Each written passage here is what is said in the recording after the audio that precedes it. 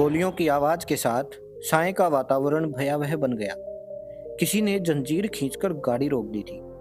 गाड़ी यह देखने के लिए डिब्बे से उतरकर आगे बढ़ा कि जंजीर किसने खींची है। अचानक ही एक पिस्तौल वाला हाथ उसकी ओर बढ़ा और वह डर के मारे नीचे लेट गया। गाड़ी के दोनों ओर से गोलियां चलने की आवाजें आ रही थी। यात्रियों से कह दिया गया कि वे गाड़ी से बाहर न निकलें। कुछ साथी गार्ड के डिब्बे में घुस गए। उन्होंने लोहे का एक बड़ा संदूक जिसमें अंग्रेजी सरकार का खजाना रखा था गाड़ी से नीचे धकेल दिया। वे एक लोहे के बड़े हथौड़े से इसे तोड़ने लगे, लेकिन यह संदूक टूटने में नहीं आ रहा था। यह देखकर अशफाकुल्ला खान ने हथौड़ा अपने हाथों में लिया और संदूक पर जोरदार प्रहार किया तो वह खुल गया। संदूक से खजाना निकालकर थैले भर लिए गए। यह सारा काम केवल 10 मिनट में ही हो गया था। सभी साथी भागते हुए सुरक्षित लखनऊ पहुंच गए। सरकारी खजाने की लूट के इस दुस्साहसिक कारनामे को अंजाम देने वाले इस दल के अगवा थे अमर शहीद पंडित रामप्रसाद बिस्मिल। पंडित रामप्रसाद बिस्मिल का जन्म शाहजहांपुर में 11 जून 1897 को पंडित मुरलीधर के घर हुआ। 7 वर्ष की आयु में ये पढ़ने के लिए स्कूल में दाखिल हो गए थे। सन 1915 में जब ये 8वीं कक्षा में पढ़ते थे तो स्वामी सोमनाथ जी सरस्वती आर्य समाज शाहजहांपुर में पधारे। बिस्मिल जी स्वामी जी के संपर्क में आए, जो कि एक महान सन्यासी तथा उच्च कोटि के आर्य समाजी थे। इन्होंने बिस्मिल में राष्ट्रीयता की भावना कूट कूट कर भर दी। बिस्मिल ने अपनी आत्मकथा में लिखा है कि स्वामी जी के सत्संग और सत्यार्थ प्रकाश के अध्ययन ने इनका जीवन ही बदल दिया था। कविता और गजलें लिखने का रामप्रसाद बिस्मिल को बहुत शौक था। काव्य रचना में इन्होंने अपना नाम बिस्मिल रख लिया। एक बार इनके शहर में लोकमान्य तिलक भी आए। इस अवसर पर इन्होंने अपने साथियों के साथ मिलकर धूमधाम से उनका स्वागत किया। इन्हें मालूम हुआ कि क्रांतिकारियों की एक गुप्त समिति भी कार्य करती है। इस दल के नेता पंडित गेंदालाल दीक्षित थे।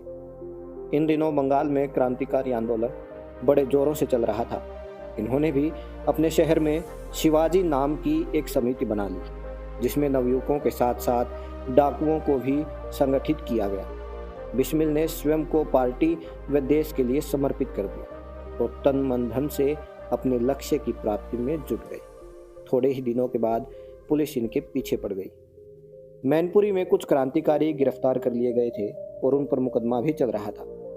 रामप्रसाद बिस्मिल भी इस षड्यंत्र में अपराधी घोषित किए गए। पुलिस वारंट लेकर इन्हें जगह जगह ढूंढ रही थी, पर ये उसके हाथ न आए। इनका फरारी का जीवन बड़ा कष्टपूर्ण रहा। 1921 में असहयोग आंदोलन ने हिंसात्मक रूप ले लिया। गांधी जी ने चोरा चोरी कांड के कारण आंदोलन स्थगित कर दिया। इस घटना में जनता ने गोरखपुर के चोरा चोरी नामक स्थान पर एक थाने को घेरकर पुलिस वालों को जिंदा जला दिया था। मोतीलाल नेहरू व गांधी जी इस प्रकार की घटना के सख्त विरुद्ध थे। इन्हीं दिनों उत्तर भारत में क्रांतिकारी दल फिर से अंगड़ाइयां लेने लगा। रामप्रसाद अपने अन्य साथियों अशफाकुल्ला खान, रोशन सिंह तथा प्रेम कृष्ण खन्ना के साथ इस दल में शामिल हो गए। रामप्रसाद को अस्त्र शस्त्र चलाने और खरीदने का अच्छा अनुभव हो गया था, इसलिए ये शीघ्र इस दल के नेता भी बन गए। इस दल का नाम हिंदुस्तान सोशलिस्ट रिपब्लिकन एसोसिएशन रखा गया। दल का मुख्य उद्देश्य शस्त्र क्रांति द्वारा देश को विदेशी शासन से मुक्त करवाना था। बंगाल में ये प्रयत्न पहले ही बड़े जोरों से चल रहे थे। उत्तर प्रदेश में इस योजना को आगे बढ़ाने में बिस्मिल भी जुट गए। इस समय दल की आर्थिक स्थिति बड़ी खराब थी। बिना रुपए पैसे के कुछ होता दिखाई न पड़ता था। धन का प्रबंध करना बहुत जरूरी था, परंतु हो कैसे? दान कोई देता न था, कर्ज मिलता नहीं था। इसलिए कोई और उपाय न देख डाका डालना तय हुआ। दल ने निर्णय लिया कि यदि लूटना ही है तो क्यों न सरकारी माल को लूटा जाए।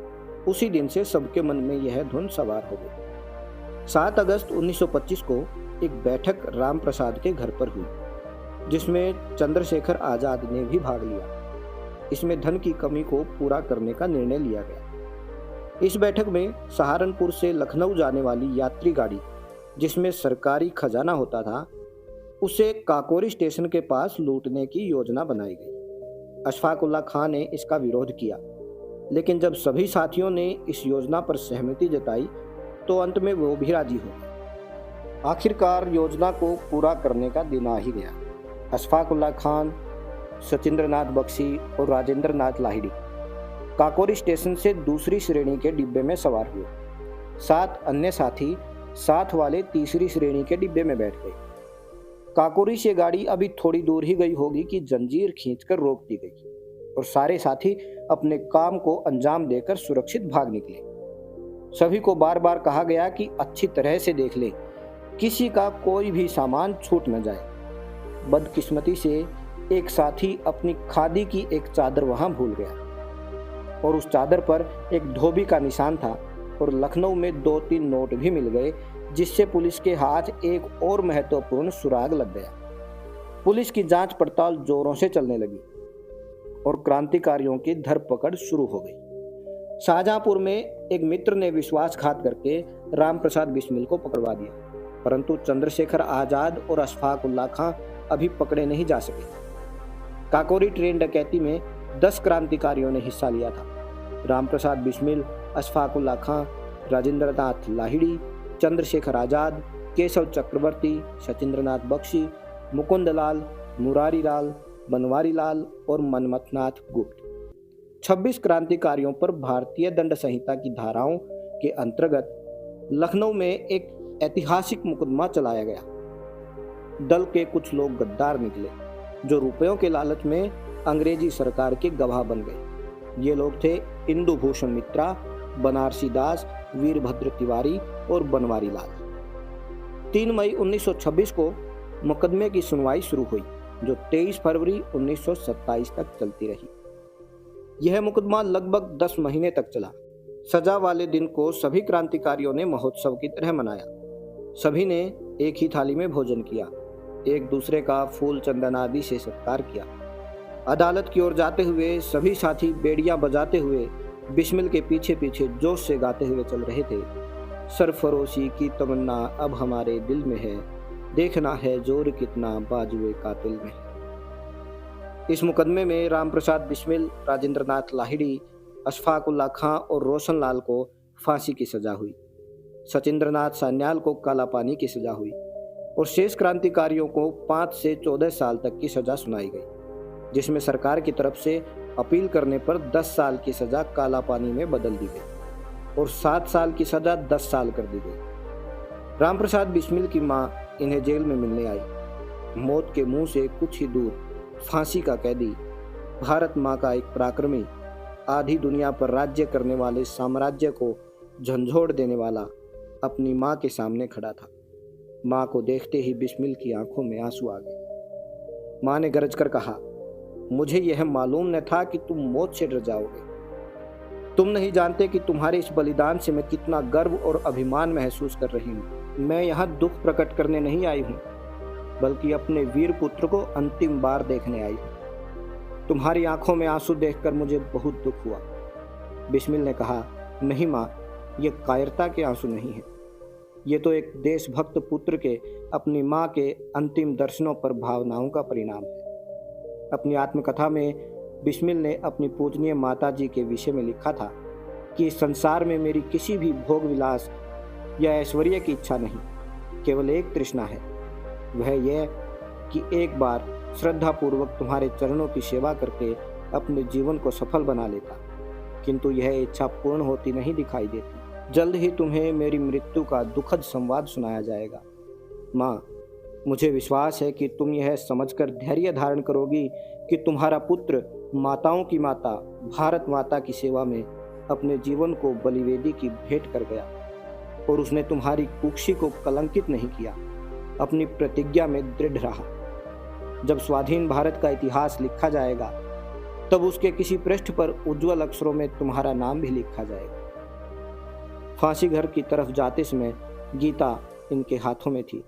ये तख्ते के निकट गए और बोले, मालिक तेरी रजा रहे और तू ही तू रहे, बाकी न मैं रहूं न मेरी आरजू रहे, जब तक कि तन में जान रगों में लहू रहे, तेरा हो जिक्र या तेरी ही जुस्तजू रहे।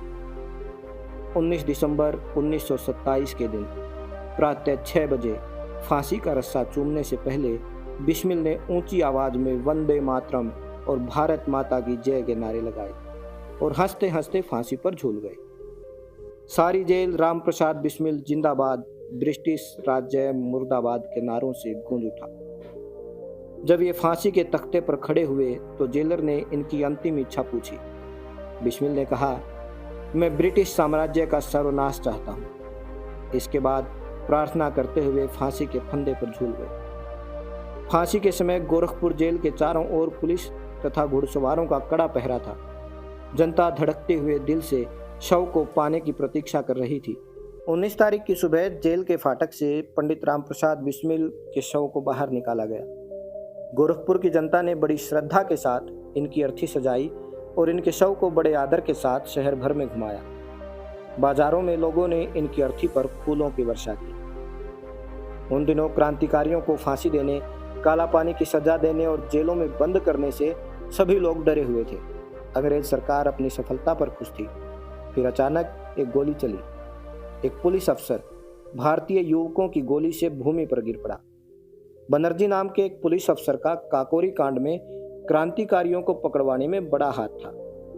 इस पुलिस अफसर के भांजे मनिंदर नाथ, जो एक क्रांतिकारी थे, उन्होंने अपने मामा को मारकर काकोरी का बदला ले लिया। फांसी से कुछ दिन पहले बिस्मिल ने अपने एक मित्र को पत्र में लिखा था कि 19 तारीख को जो कुछ होने वाला है उसके लिए मैं अच्छी तरह तैयार हूँ। यह है ही क्या, केवल एक शरीर का बदलना मात्र है। मुझे विश्वास है कि मेरी आत्मा मातृभूमि की सेवा के लिए नए उत्साह और जोश के साथ काम करने के लिए शीघ्र ही वापस लौट कर आएगी। यदि देश हित मरना पड़े मुझको सहस्रों बार भी, तो भी न मैं इस कष्ट को निज ध्यान में लाऊं कभी। हे ईश भारत वर्ष में शतबार मेरा जन्म हो, कारण सदा ही मृत्यु का देशोपकारक कर्म हो। मरते बिस्मिल रोशन लहरी, अशफाक अत्याचार से, होंगे पैदा सैकड़ों उनके रुधिर की धार से। उनके प्रबल उद्योग से उद्धार होगा देश का, तब नाश होगा सर्वदा दुख शोक के लवलेश का। सबको मेरा नमस्ते कहिए। प्रिय दर्शकों, यह थी अमर शहीद पंडित राम प्रसाद बिस्मिल के जीवन की एक छोटी सी झलकी। इस झलकी को अपने बच्चों के साथ, अपने दोस्तों के साथ जरूर शेयर करें। भारत माता के लिए मर मिटने वाले सभी अमर शहीदों को हम सब की तरफ से नमन है। भारत माता की जय। जय हिंद, जय भारत।